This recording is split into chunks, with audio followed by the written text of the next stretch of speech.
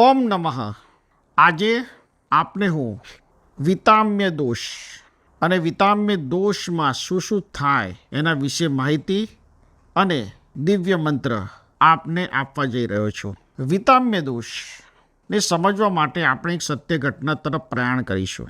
વિતામ્ય દોષ આજના સમયમાં, આજના કળિયુગની અંદર 10માંથી 4 લોકો આનાથી દુઃખી થતા હોય છે, પીડાતા હોય છે, પરંતુ સમજણ કે આ એક દોષ છે જેનો સમાધાન પણ છે એવી બધાને નથી હોતી, અને એટલે જ કદાચ કર્મના આધાર ઉપર પોતાની જાતને બ્લેમ કરતા હોય છે, અથવા તો ગયા જન્મને આધીન કોઈ ભૂલ થઈ હશે એના ઉપર બ્લેમ કરતા હોય છે અને સમાધાન શોધતા નથી. એટલે જ એ લોકો માટે કે જે આ સત્ય ઘટના જે કહી રહ્યો છું એમાંથી પસાર થતા હોય, એવી જ ઘટના જો એમની જોડે થતી હોય તો એમને આ વિતામ્ય દોષ માટે આપેલો મંત્ર નિયમિત રીતે કરવો જોઈએ.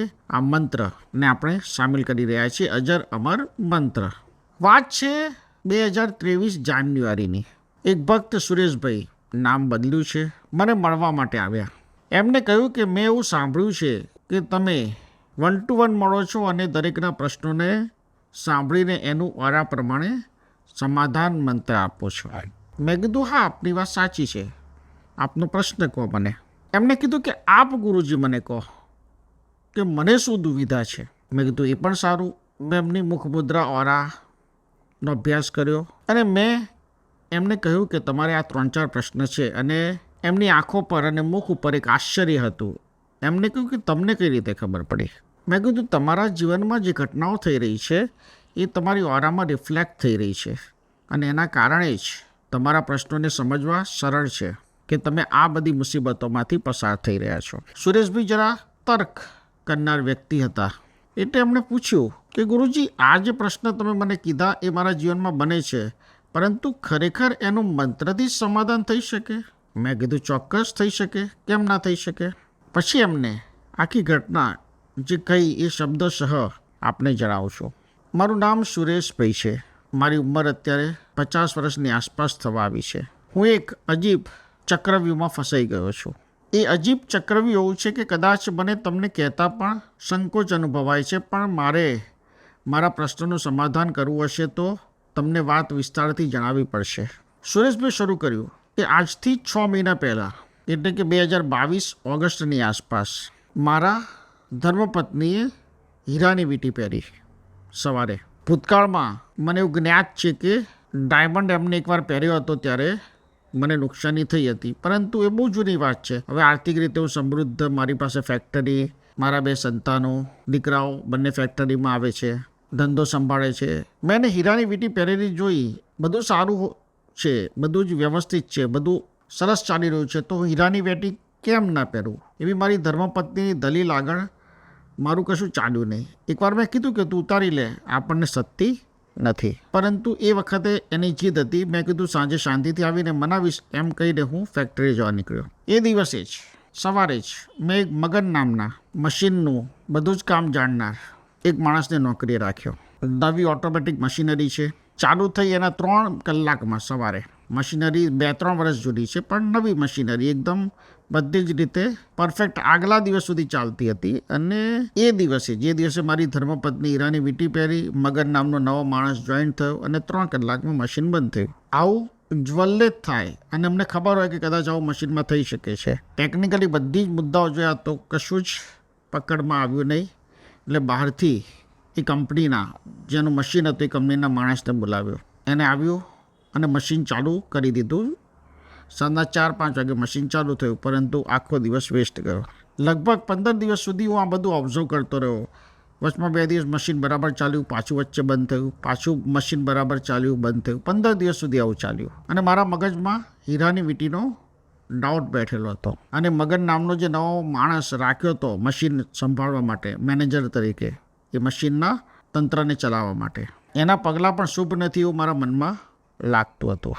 15 દિવસ બધું જ ડિટેલમાં ઓબ્ઝર્વ કર્યા બાદ મેં મારી પત્નીને કહ્યું કે તું ડાયમંડની વીંટી કાઢી નાખ. મારા કમનસીબ સમજો, પરંતુ ક્યારે પણ મારી સાથે જીદ નહીં કરનાર કે સામે જીદ નહીં કરનાર ધર્મપત્ની માની નહીં અને એને ડાયમંડની વીંટી ધરાર ના ઉતારી. એનું એવું કહેવું હતું કે મારે સમાજમાં હવે બધે જવા આવવાનું થાય છે, હું ડાયમંડ ના પહેરું તો મને ગમતું નથી, એવું એની દલીલ હતી. આમ તો હું એને સાચું કહું તો દબાઈને કઢાવી બી શકતો હતો, પરંતુ એ વખતે પાછો કશું બોલ્યો નહીં. બીજા 15 દિવસ પસાર થયા, એમ કરીને મહિનો પૂરો થયો. 1 મહિનામાં સતત છેલ્લા 15 વર્ષથી જે પરફેક્ટ ટ્રેક રેકોર્ડ માલના ઇનકમિંગનો અને આઉટગોઈંગનો ફેક્ટરીમાં ચાલતો હતો, એમાં 50% ગિરાવટ આવી ગઈ. આ બધા જ પ્રશ્નો સાથે હું ડીલ કરી જ રહ્યો હતો અને અચાનક મારા મોટા દીકરા દીપેશે મને કહ્યું કે મારે અમેરિકા સ્થાયી થવું છે, મારે અહીંયા રહેવું નથી. લગભગ ફેક્ટરીમાં છેલ્લા 10 વર્ષથી એ સક્રિય છે, પણ ક્યારે પણ એ આવું બોલ્યો નથી, એટલે મને નવાઈ લાગી. સમયનું ચક્ર મારી અગેન્સ્ટમાં ચાલી રહ્યું હોય એવું લાગ્યું. મેં દીપેશને સમજાવ્યો કે બેટા હમણાં ધીરજ ધર, પરંતુ એ માન્યો નહીં. એને કીધું કે હું પહેલાં વિઝા માટે અપ્લાય કરું છું, જો મને વિઝા મળી જશે એકવાર અમેરિકા જઈને જોઈ આવીશ અને ત્યારબાદ મને લાગશે તો હું ત્યાં શિફ્ટ થઈ જઈશ. હું ચૂપચાપ જોઈ રહ્યો હતો. મેં મારી પત્નીને વાત કરી કે દીપેશ આવું કહે છે. એનું કહેવું હતું કે એને જવું હોય તો જવા દો, એનું ભવિષ્ય ત્યાં હશે. પાણી માથાથી ઉપર જતું હોય એવું લાગતું હતું, કારણ કે નાના નાના ઇન્સિડન્ટ્સ તો એટલા બધા છે કે હું કદાચ તમને કહેવા બેસીશ તો તમને એમ લાગશે કે આ તો આ નવલકથા બની શકે એમ છે. એવું કહીને એમને મને વાતને આગળ વધારી. મેં મારી પત્ની ઉપર દબાણ લાવ્યો અને મેં એને સ્પષ્ટ રીતે કહી દીધું કે તું હીરાની વીંટી કાઢી નાખ, ફેક્ટરીમાં નુકસાન થઈ રહ્યું છે. છોકરો પણ ઘર છોડીને બીજા દેશમાં સ્થિર થવાની વાતો કરે છે. એને કમ અને વીંટી ઉતારી નાખી અને બીજા જ દિવસે મેં મગન નામના માણસને રાખ્યો હતો, એને નોકરી પરથી વિદાય કરી દીધો. એને મને પૂછ્યું કે મારો વાંક શું છે, પરંતુ એનો કોઈ વાંક ન હતો, પરંતુ મારા મનમાં આ વાત બેસી ગઈ હતી. આના કારણે જ આ બધા તોફાનો થઈ રહ્યા છે ફેક્ટરીમાં, અને ઘરમાં મારી પત્નીની હીરાની વીંટી પહેરવાના કારણે થઈ રહ્યા છે. તમે નહીં માનો, પરંતુ જે દિવસે મેં મગનને વિદાય કર્યો અને મારી પત્નીએ અંગૂઠી કાઢી હીરાની, ત્યારબાદ ત્રીજા દિવસથી ફેક્ટરી પાછી રાબેતા મુજબ ચાલુ થઈ ગઈ. દીપેશ પણ અમેરિકા જવાનું ઉચ્ચારણ અચાનક બંધ કરીને બેસી ગયો. આ વાત મેં મારી પત્નીને જણાવી. તમને વહેમ છે, તમે ખૂબ જ વહેમી છો. વહેમમાંથી બહાર નીકળો, આ શંકા તમને એક દિવસ લઈ ડૂબશે. ગુસ્સામાં એના શબ્દો આવ્યા મારા ઉપર અને હું શાંત થઈ ગયો, પરંતુ મારું બધું જ રાબેતા મુજબ ચાલતું હતું. સુરેશભાઈએ આગળ જણાવ્યું. અચાનક એક દિવસ ફેક્ટરીમાં નાનો સાપ દેખાયો. હજી અમે કોઈ કાર્યવાહી કરીએ પહેલાં તો એના દરમાં ક્યાંક જતો રહ્યો, પરંતુ એ દિવસે મને મારા 8 વર્ષમાં સૌથી મોટો ઓર્ડર મળ્યો. જે કંપનીનો ઓર્ડર લેવા માટે હું છેલ્લા 2 વર્ષથી મહેનત કરતો હતો, એ કંપનીએ સામેથી મને મેલ લખીને મોટો ઓર્ડર આપવાની વાત કરીને એ ઓર્ડર મેં લઈ લીધો. સાદી ભાષામાં કહું તો પહેલા સ્ટેપ ઉપરથી સીધો 10મા સ્ટેપ ઉપર આવી ગયો. એ ઓર્ડર ચાલુ થઈ ગયો, પરંતુ મારા મગજમાં સેટ થઈ ગયું કે જે દિવસે સર્પ દેખાયો એ જ દિવસથી મારું શુકન શરૂ થયું. એટલે હું રોજ એકવાર ફેક્ટરીમાં જ્યાં ખુલ્લું મેદાન છે, જે જગ્યાએ સાપ દેખાયો હતો ત્યાં રોજ એક આંટો મારું અને પાછો હું આવીને બેસી જાઉં. તમે માનશો નહીં, હું એ 15 મિનિટની પ્રક્રિયા પૂર્ણ કરું ત્યાં સુધીમાં મને કોઈક ને કોઈક સારા સમાચાર તો મળ્યા જ હોય, ચાહે સામાજિક હોય, ચાહે આર્થિક હોય, શેર બજારમાં ઇન્વેસ્ટમેન્ટ કરેલું હોય, સોનામાં ઇન્વેસ્ટમેન્ટ કરેલું હોય, ફેક્ટરીનો ધંધો ચાલતો હોય, કોઈ બી રીતે સારા સમાચાર મળે.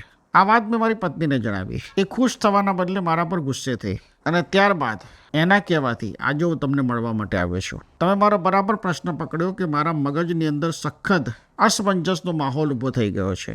મારી પાસે બધું જ છે તમે કીધું એમ, પણ છતાં કશું જ નથી. સુખ, સમૃદ્ધિ, સાહેબી બધું હોવા છતાં, પરંતુ મારા મન આ બધા તર્ક વિતર્કમાં એટલું અટવાયેલું રહે છે અને હું અટવાયેલું રાખું છું. જેના કારણે મારું સારું થાય છે એવું માનીને ચાલું છું, કે જેના કારણે મારું ખરાબ થાય છે એવું પણ માનીને ચાલું છું. તો મારે શું કરવું જોઈએ અને આવું કેમ થાય છે? સુરેશભાઈની આખી વાત મેં સાંભળ્યા બાદ મેં મારો જવાબ સુરેશભાઈને આપ્યો.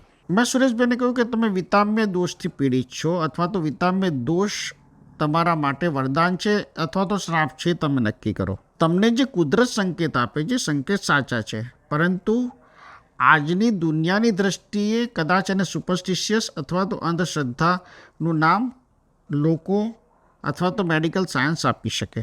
પરંતુ હું જો તમને સમજાવવા માગું તો એ સમજાવવા માગું છું કે જે કંઈ પણ તમને સંકેત મળે છે અને જે દિવસે તમે સમજો છો કે તમને હીરો સત્તો નથી, તમે એવું માનો છો કે કોઈ વ્યક્તિ ના પહેલા જ દિવસથી એના પગલાં સારા છે કે ખરાબ છે એ તમે ઓબ્ઝર્વ કરો છો, અથવા તો આ સિવાયની બી કેટલી બધી માન્યતા, જેમ કે તમે ફેક્ટરીમાં આંટો મારો છો અને તમને સર્પ દેખાય અથવા ના દેખાય પણ એ જગ્યા પર જઈને તમે આવો ત્યારે તમને આનંદ અથવા તો તમને સારો લાભ થાય છે. તો મેં એમને સમજાવ્યું કે તમે વિતામ્ય દોષથી ગ્રસિત છો. હવે આને તમે જે પ્રક્રિયા સાથે તમે જો જીવી રહ્યા છો, શંકા કુશંકા, એને એવી રીતે ના જોતા તમે એને સંકેતની રીતે જુઓ કે આ સંકેત તમને મળે છે, બરાબર છે. કારણ કે સંકેત તમને મળે છે એ પછી તમે જે ડિસ્ટ્રક્શન ડેમેજ થાય છે, જે તમને નુકસાન થાય છે, એ નુકસાનને તમે કંટ્રોલ કરી શકો છો એવું તમારા મનમાં સેટ થયું છે અને એના કારણે તમને બેનિફિટ અને ફાયદો બી થઈ રહ્યો છે. બેનિફિટ થઈ રહ્યો છે તો તમારે એ પ્રક્રિયાને કન્સિસ્ટન્સી સાથે આગળ વધારવી જોઈએ. હું તમને એમ નથી કહેતો કે તમે એમાં જ ઓતપ્રોત રહો, પરંતુ જ્યાં બહુ જ મોટી લાગે સંભાવનાઓ નુકસાન થવાની, ત્યારે તમારે આ બધા મુદ્દાઓને તમે જે ઓબ્ઝર્વ કરો છો એને બંધ નહીં કરવાના. મૂળ વાત આ, કારણ કે હું તમને એવું કહીશ કે તમે આને બંધ કરી દો, આની સાથે તમારા કામને કોઈ કનેક્શન નથી, તો તમારા મગજમાં બેસશે નહીં, કારણ કે તમે 500 વાર અનુભવ કર્યો છે. અને હું તમને 15 મિનિટમાં એમ કહીશ કે તમે આ વાતને ભૂલી જાઓ અને તમે આ બધી ઓબ્ઝર્વેશન છોડી દો, તો તમે એવું કરી બી નહીં શકો. મારી વાત તમે સાંભળશો પણ અહીંયાથી બહાર ગયા બાદ તમે એનો અમલ કરી શકશો નહીં. એટલે હું તમને તમારી ભાષામાં જવાબ આપું છું કે એને તમે સંકેત સમજો. પહેલો મુદ્દો આ. બીજો મુદ્દો કે આ વસ્તુ બેલેન્સ થાય, કારણ કે અતિશયોક્તિ પ્રમાણમાં થઈ રહી છે, વધારે થઈ રહ્યું છે એવું તમે કીધું છે અને તમે કહી રહ્યા છો, અને એટલા માટે જ તમે આવ્યા છો. તમે મંદિર જતા નથી, પરંતુ તમે તમારી ફેક્ટરીની જગ્યામાં જાઓ છો જે જગ્યાએ સાપ નીકળ્યો હતો. એટલે મારું માનવું એવું છે કે તમે જેને કહેવાય ને કે તમારા મનની જે અવસ્થા જે છે એ અવસ્થાને થોડી આપણે બેલેન્સ કરીએ. થોડોક સંકેતને બી તમે માનો અને થોડુંક તમે તમારા નોર્મલ લાઈફમાં આ બધા મુદ્દાઓને ભારરૂપ રાખ્યા વગર જીવન જીવી પણ શકો. અને એના માટે વિતામ્ય દોષને બેલેન્સ કરવા માટે હું તમને મંત્ર આપું છું. આપ મંત્ર કરો અને ત્યારબાદ મને ચોક્કસ જણાવો કે તમને કેવું રહ્યું. 15 દિવસ સુરેશભાઈએ મંત્ર કર્યો. મને આવ્યા, બેઠા મારી પાસે. મેં એમની ફરીવાર મુખ મુદ્રા ઓરા જોઈ અને કહ્યું કે સુરેશભાઈ, મને લાગે છે કે તમને પહેલાં કરતાં ઘણી રાહત છે. એમને કહ્યું કે ગુરુજી, તમારી વાત સાચી છે. સાચું કહું તો મેં મારા સંકેતો જોવાનું બંધ નથી કર્યું. હું હજી જ એ રીતે સંકેતો જોઉં છું, શુકન અપશુકન જોતો રહું છું, પરંતુ મનની બહુ જ શાંતિ થઈ ગઈ. મંત્ર અને ખાસ કરીને ઓમકાર ચાલીસાનો પાઠ કર્યા બાદ જે મનની શાંતિ થાય છે એના ભૂતો ન ભવિષ્યથી. ઓમકાર ચાલીસાની રચનામાં આપે એવું શું તત્વ નાખ્યું છે એ તો હું નથી સમજી શક્યો, પરંતુ જ્યારે હું પાઠ કરું છું ત્યારે મને અદ્ભુત મનની શાંતિ થાય છે અને એ અહેસાસ મારી પત્નીએ બી કર્યો. સાચું કહું તો હું એક પણ શ્લોક મેં મારા જીવનમાં કે એક પણ મંત્ર મેં મારી લાઈફમાં કર્યો નથી, પરંતુ હું અત્યારે 3 વાર ઓમકાર ચાલીસાનો પાઠ કરતો હોઉં ત્યારે મારી પત્નીને પણ નવાઈ લાગે છે. એ પણ મારી સાથે પાઠ કરે છે, એને પણ સારો અનુભવ થાય છે, એની શરીરની પીડામાં પણ ઘણી રાહત થઈ છે. હવે શુકન અપશુકન સંકેત તમે ગુરુજી જે પણ કહો, પરંતુ પહેલાં કરતાં એની તાદાદ અથવા તેની ફ્રીક્વન્સીમાં ઘટાડો થયો છે.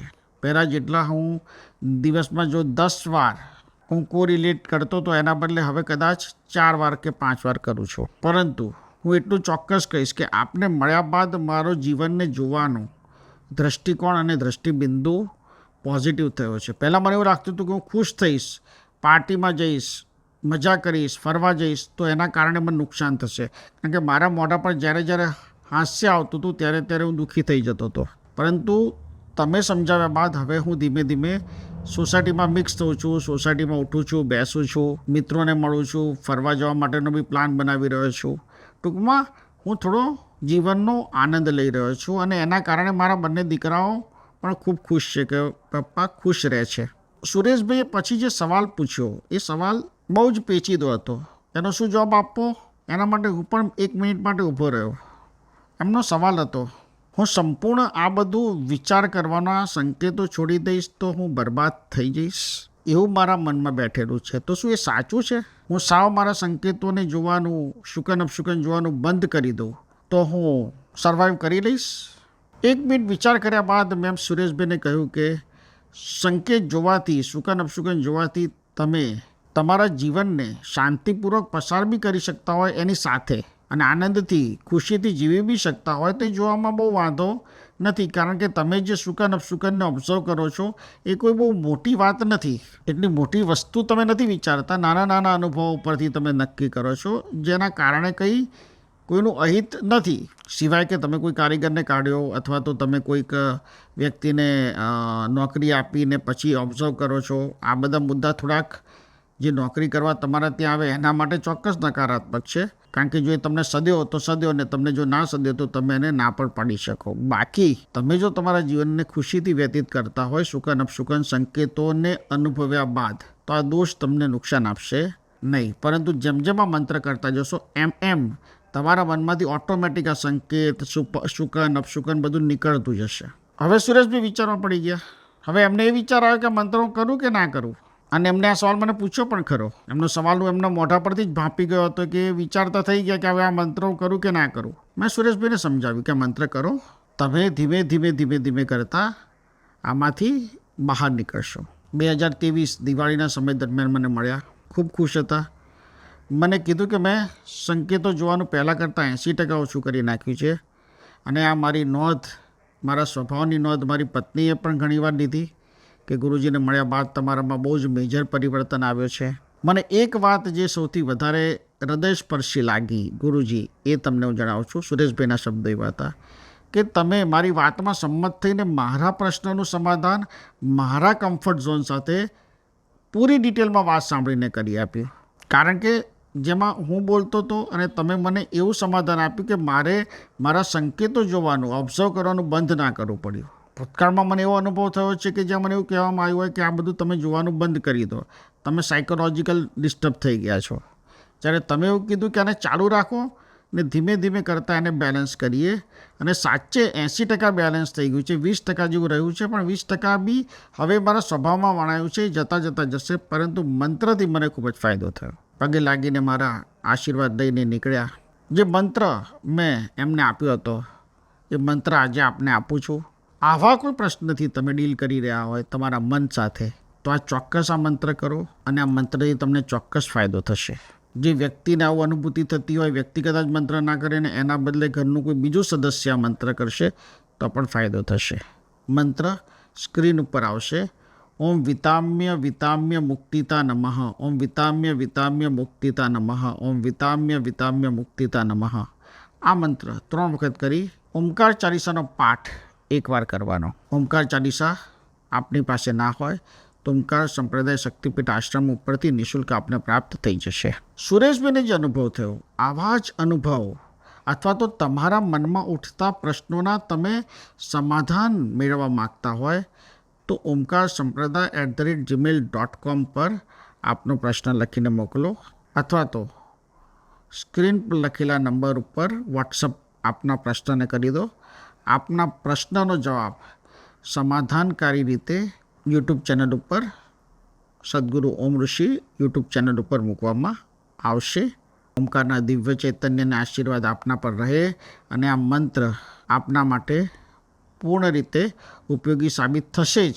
મને તો 100% ખાતરી છે, પણ આપ મહિનો કરીને અજમાવી જુઓ, તમે ચોક્કસ ફાયદો થશે, અને પછી તમે આ મંત્ર કાયમ કન્ટિન્યુઅસ રાખી શકો છો, ચાલુ રાખી શકો છો. ઓમ નમઃ, ઓમ નમઃ, ઓમ નમઃ.